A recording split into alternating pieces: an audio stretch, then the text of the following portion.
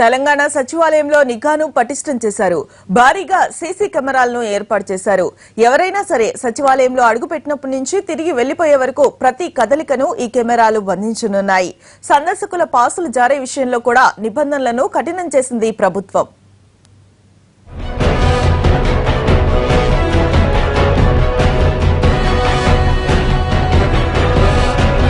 తెలంగాణ సచివాలయంలో ఇప్పటి వరకు కొన్ని చోట్ల మాత్రమే సీసీ కెమెరాలు ఉండేవి. సి బ్లాక్ ఎంట్రన్స్ లో మెయిన్ గేట్ ఎంట్రన్స్ తో పాటు 1-2 చోట్ల మొత్తం 6 కెమెరాలు మాత్రమే ఉండేవి.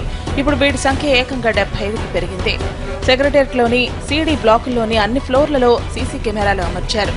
సి బ్లాక్ ముందు కెమెరాల సంఖ్యను పెంచారు. సి బ్లాక్ పైన మొత్తం సెక్రటేరియట్ కవర్ అయ్యే విధంగా మరో కెమెరా అమర్చారు. ఈ కెమెరాలన్నీ అధునాతనమైనవి.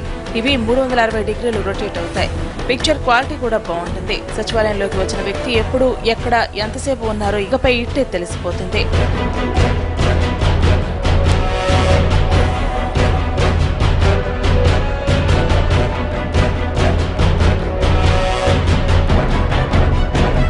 సచివాలయంలోకి రావాలంటేనే అనుమతి తప్పనిసరైనప్పుడు కెమెరాలను ఇంతగా ఏర్పాటు చేయడంపై ఉద్యోగుల్లో చర్చ జరుగుతోంది.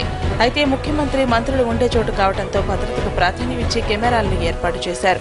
ప్రస్తుతం సచివాలయ ప్రధాన భద్రతాధికారి పర్యవేక్షణలో ఉన్న ఈ కెమెరాలను త్వరలోనే ఇంటెలిజెన్స్ సెక్యూరిటీ వింగ్ కి అనుసంధానించనున్నారు. మరోవైపు సెక్రటేరియట్ లోకి ప్రవేశాన్ని కట్టుదిట్టం చేస్తున్నారు అధికారులు.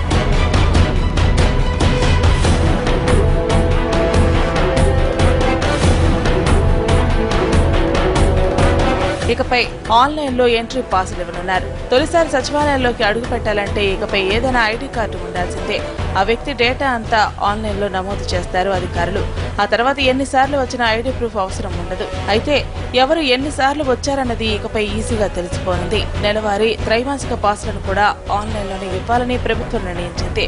దీంతో ఆయా మంత్రుల పేషీలు విచ్చలవిడిగా పాసులు ఇవ్వడం తగ్గే అవకాశం ఉంది. అలాగే పైరవీకారులకు చెక్ పడనుంది. ప్రస్తుతానికి తెలంగాణ సచివాలయ ఎంట్రన్స్ లో పాసులు జారీ చేసే సదుపాయాలు లేకపోవడంతో ఏపీ ఎంట్రన్స్ లోని రిసెప్షన్ లో పాసులు ఇవ్వనున్నారు. తెలంగాణ అవతరణ దినోత్సవం నుంచి ఈ ఆన్లైన్ విధానం అమల్లోకి రానుంది.